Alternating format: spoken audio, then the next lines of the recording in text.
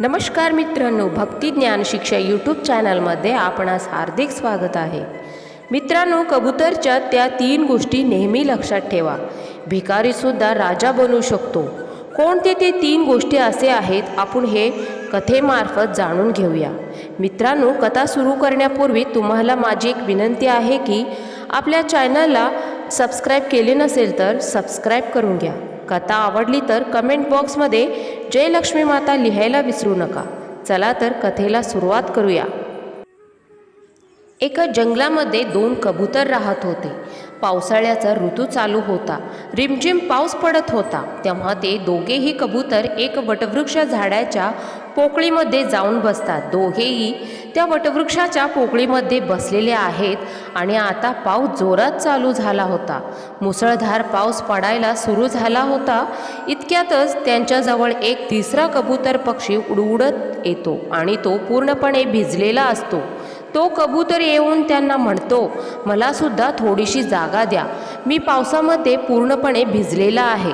परंतु मित्रांनो, त्या वटवृक्षाच्या पोकळीमध्ये इतकी जागा नव्हती की कबूतर त्यामध्ये सामावू शकतील, कारण त्या पोकळीमध्ये अगोदरच 2 कबूतर होते आणि तिसरा कबूतरला त्यामध्ये जागा नव्हती।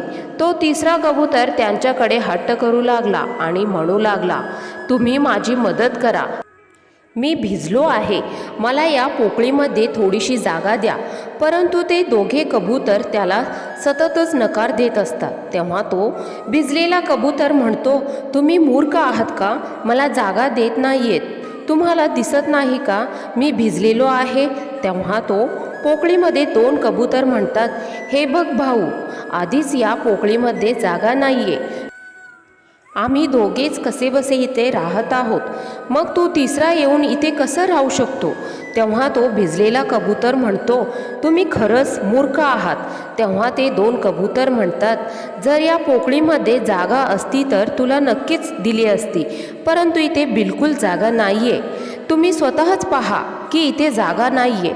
तेव्हा तो भिजलेला कबूतर जाऊन त्या 2 कबुतरांच्या वर बसतो। तेव्हा ते 2 कबूतर त्याला धक्का मारून खाली पाडतात। तो पुन्हा उडत येतो आणि त्या 2 कबुतरांना म्हणतो, तुम्ही खरंच मूर्ख आहात, आणि पुन्हा जाऊन त्यांच्या डोक्यावर बसतो।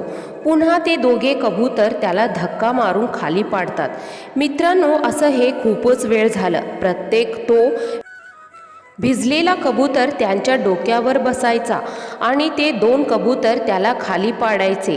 खाली पाडल्यानंतर कबूतर त्या 2 कबुतरांना सारखं म्हणायचं की तुम्ही दोघे मूर्ख आहात। जेव्हा ते थकतात तेव्हा तो भिजलेला पक्षी तिथून उडून निघून जातो आणि ते 2 कबूतरच त्या वटवृक्षाच्या पोकळीमध्ये बसून राहतात।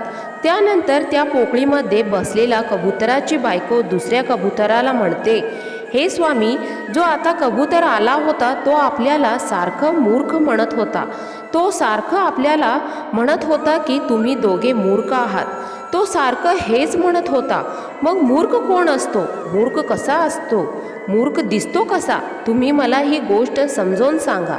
मित्रांनो, तेव्हा तो कबूतर त्यांच्या बायकोला एक कथा सांगतो आणि म्हणतो, हे प्रिये, तू जर ह्या कथेला पूर्णपणे ऐकलंस तर तुला नक्कीच कळेल की मूर्ख कोण असतो।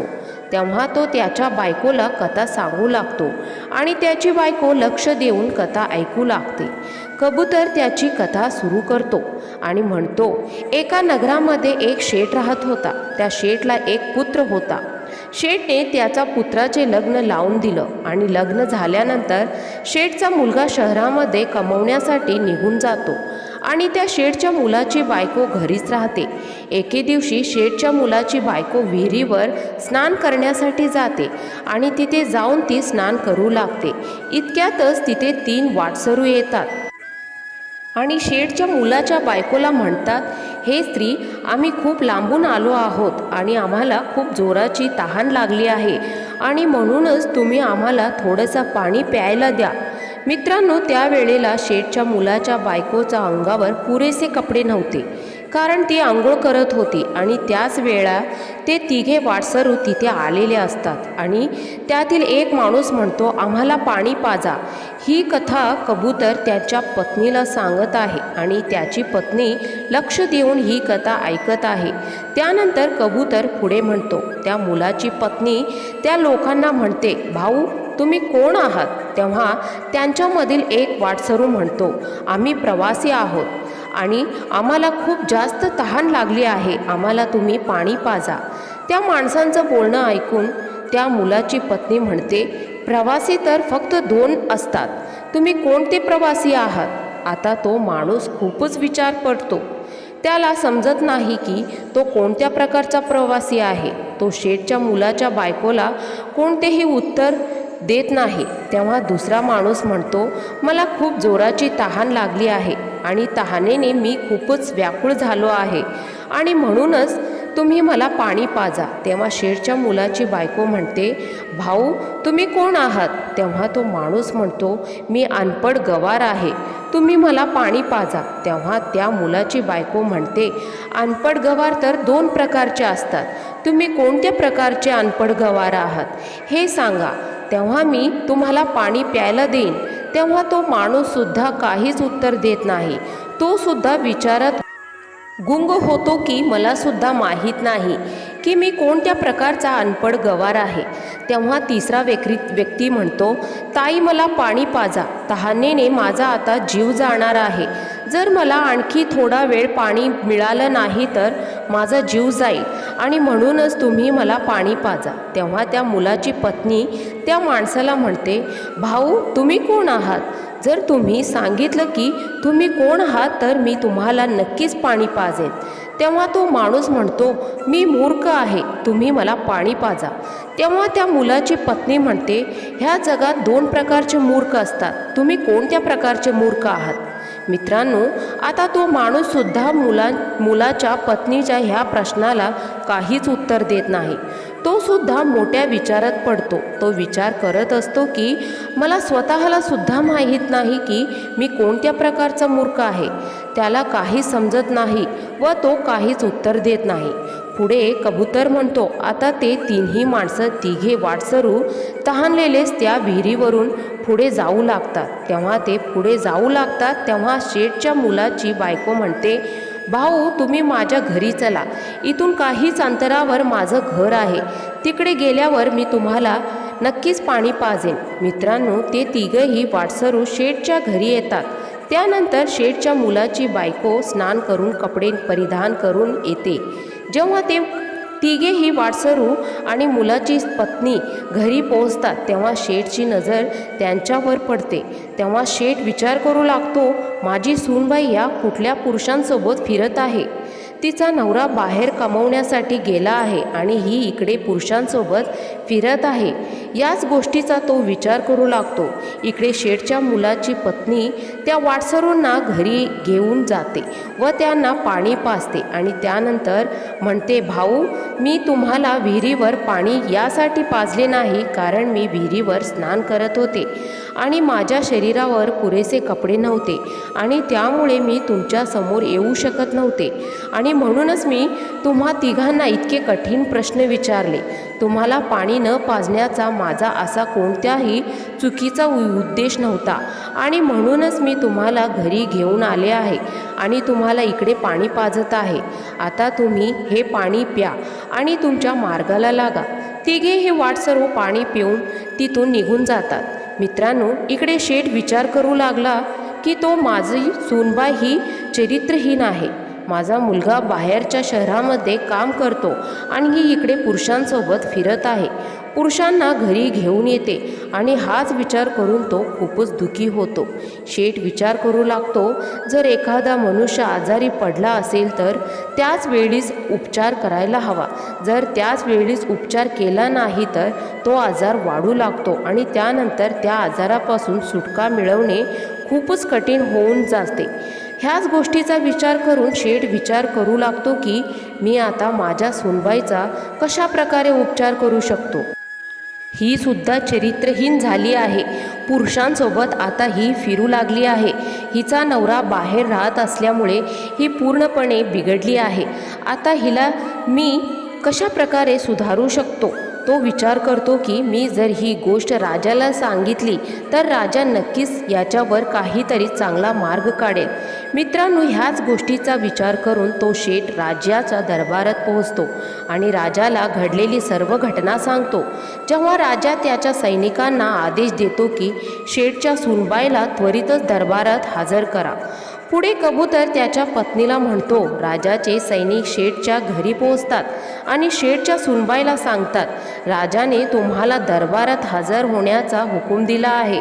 तुम्ही आमच्या सोबत दरबारात चला. तेव्हा त्या मुलाची पत्नी म्हणते, भाऊ, तुम्ही तुमच्या राजाला विचारून या की तुमच्या राजाने मला कोणत्या रूपात बोलवले आहे.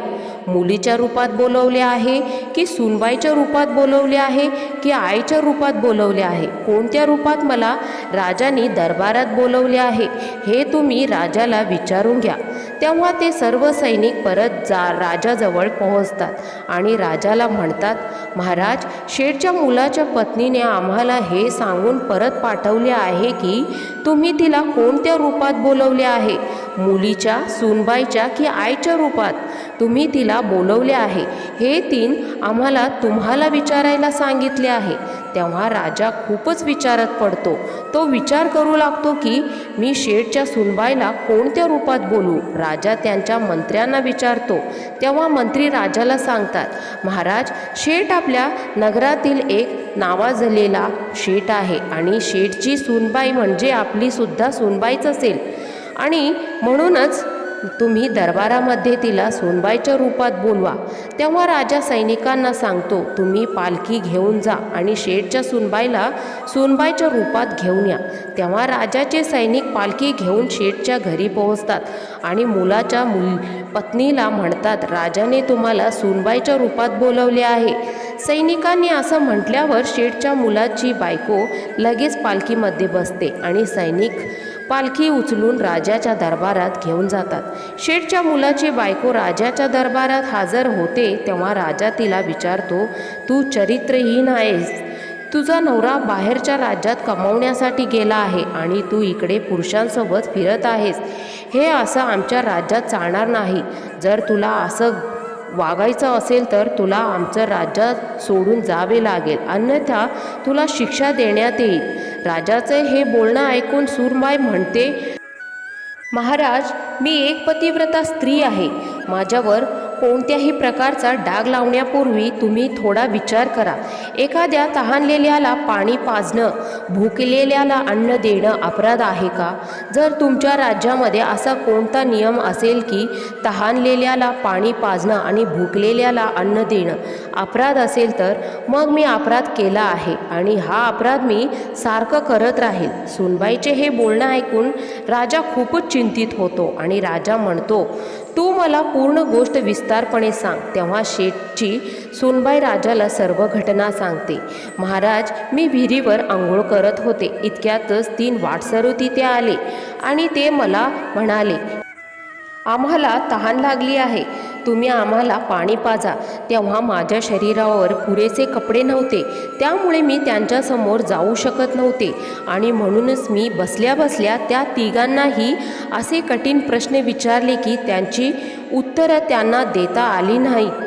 आणि त्यानंतर मी त्यांना माझ्या घरी पाठवलं व मी कपडे घालून घरी आले आणि त्यानंतर मी त्यांना पाणी पाजून तिथून त्यांना मार्गाला पाठवले. आणि आता यामध्ये मी चुकीचं असं काय केलं आहे? त्या महिलेचं हे म्हणणे ऐकून राजा म्हणतो, तू त्या तिघांना असे कोणते कठीण प्रश्न विचारले आहेस ते प्रश्न मला सांग. जेव्हा शेठच्या मुलाची बायको ते 3 प्रश्न राजाला सांगते तेव्हा राजासुद्धा खूपच विचारात पडतो. राजाचे सर्व मंत्रीसुद्धा विचारात पडतात. त्यांनासुद्धा त्या 3 प्रश्नांची काहीच उत्तरे सापडत नाहीत. शेवटी राजा खूपच अस्वस्थ होतो आणि त्या 3ही प्रश्नांचे उत्तरे जाणून घेण्याची तो व्याकुळ होतो. राजा शेठच्या सुनबाईला म्हणतो, हे सुनबाई, आम्हाला या 3ही प्रश्नांचे उत्तरे माहीत नाहीत. त्याचबरोबर आमच्या कोणत्याही विद्वान पंडिताकडे या प्रश्नांचे उत्तरे नाहीत. आमच्या कुठल्याही मंत्र्याकडे सुद्धा त्या प्रश्नांची उत्तरे नाहीत आणि म्हणूनच तुम्हीच मला या प्रश्नांची उत्तरे सांगा. तेव्हा शेठच्या मुलाची बायको हात जोडून म्हणते, महाराज, हे तिन्ही प्रश्न खूपच अनमोल आहेत आणि ह्या तिन्ही प्रश्नांची उत्तरे सुद्धा त्यापेक्षा जास्त अनमोल आहेत आणि म्हणूनच माझी तुम्हाला एक विनंती आहे की मी या तिन्ही प्रश्नांचे उत्तरे तुम्हाला सांगेन, परंतु त्या बदल्यात मला काय मिळेल. सुनबाईचं हे बोलणं ऐकून राजा मोठ्या प्रश्नात पडतो. तो विचार करू लागतो की खरंच हे 3 प्रश्न खूपच अनमोल आहेत आणि त्यांची उत्तरे सुद्धा खूपच जास्त अनमोल असतील. त्यामुळे यांची उत्तरं जाणून घेणे खूप जास्त महत्त्वाचे आहे. मित्रांनो, असं म्हणतात ना की जो राजा मूर्ख असतो त्याला कुणीही लुटू शकतो. तेव्हा राजा सुनबाईला म्हणतो, तू जर उत्तरे सांगितलीस तर त्या बदल्यात मी तुला अर्ध राज्य देईन. आता तू तुझ्या त्या 3 अनमोल प्रश्नांची उत्तरे मला सांग. मित्रांनो, शेठच्या मुलाची बायको राजाकडून सर्व लिहून घेते आणि अर्ध राज्य तिच्या नावावर करून घेते आणि त्यानंतर त्या तिन्ही प्रश्नांची उत्तरे सांगते. महाराज, आता तुम्ही लक्ष देऊन त्या तिन्ही प्रश्नांचे उत्तरे ऐका. पहिला प्रश्न, या जगामध्ये 2च प्रकारचे प्रवासी आहेत. आता ते 2 प्रकारचे प्रवासी कोण आहेत? तर पहिला सूर्य आणि दुसरा चंद्र, हे जे रात्रंदिवस चालत राहतात आणि या जगामध्ये ते भ्रमण करत राहतात आणि ह्या जगाला ते सतत प्रकाश देत राहतात आणि हेच ते 2 प्रवासी आहेत, सूर्य आणि चंद्र. दुसरा प्रश्न, अनपढ आणि गवार 2 आहेत आणि ते आहेत अन्न आणि पाणी. ते प्रत्येकासोबत राहतात, विद्वान लोकांसोबत सुद्धा राहतात आणि मूर्ख लोकांसोबत सुद्धा राहतात. त्यांच्या ते पालन पोषण करत असतात, जे एखाद्या मूर्खाला सुद्धा तोच स्वाद देतात आणि विद्वानाला सुद्धा तो स्वाद देतात. तिसरा प्रश्न, मूर्ख सुद्धा 2 प्रकारचे असतात. पहिला मूर्ख, जो माझा सासरा आहे, जो त्याच्या घरातील गोष्ट एक दुसऱ्या व्यक्तीला येऊन सांगतो.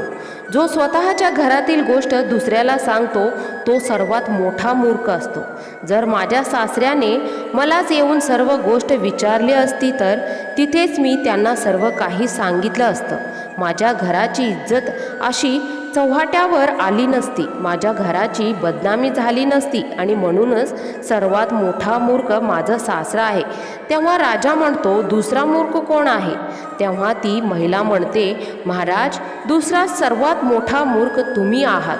जो राजा कोणताही विचार न करता मोठमोठे निर्णय घेतो तो सर्वात मोठा मूर्ख असतो आणि म्हणूनच दुसरे सर्वात मोठे मूर्ख तुम्हीच आहात.